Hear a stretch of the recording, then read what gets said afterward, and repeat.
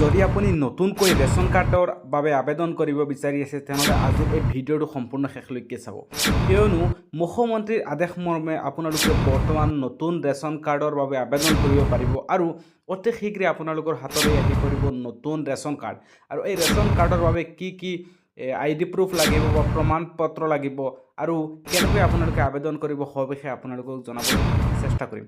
নমস্কাৰ। 15 অক্টোবৰে শেষ সীমা, শীঘ্ৰে ৰেচন কাৰ্ডৰ বাবে আবেদন কৰক। ক'ত কিদৰে আবেদন কৰিব সবিশেষ আপোনালোকক আজিৰ এই ভিডিঅ'টোত জনাম। ৰেচন কাৰ্ড নথকা লাখ লাখ লোকৰ বাবে ডাঙৰ খবৰ। নতুনকৈ ৰেচন কাৰ্ডৰ বাবে চলি আছে আবেদন প্ৰক্ৰিয়া। আবেদনৰ অন্তিম তাৰিখ 15 অক্টোবৰ আৰু আবেদনৰ অন্তিম তাৰিখ 15 অক্টোবৰ।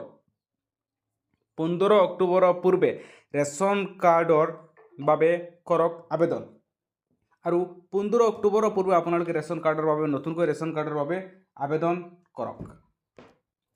চৰকাৰী পৰ্টেলৰ পৰা ডাউনলোড কৰি ল'ব লাগিব আবেদনৰ প্ৰমাণ পত্ৰ আৰু চৰকাৰী পৰ্টেলৰ পৰা ডাউনলোড কৰিব ল'ব পাৰিব আবেদনৰ প্ৰমাণ পত্ৰ বা আপোনালোকে নিয়াৰেষ্ট কম্পিউটাৰ দোকানতো পাৰিব।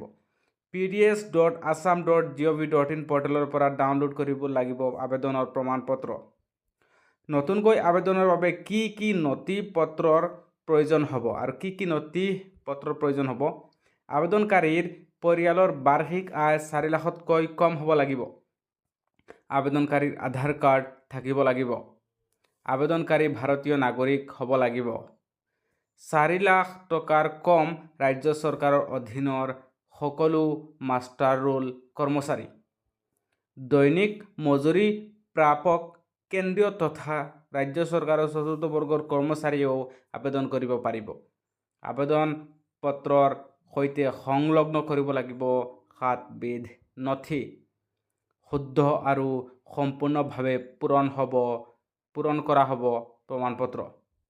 আধাৰ কাৰ্ড, ভোটাৰ তালিকা, ঠিকনাৰ প্ৰমাণপত্ৰ, পৰিয়ালৰ সকলো সদস্যৰ পাছপোৰ্ট ফটোগ্ৰাফ, বেংকৰ একাউণ্ট, পৰিয়ালৰ সক্ৰিয় হৈ থকা ফোন নম্বৰ।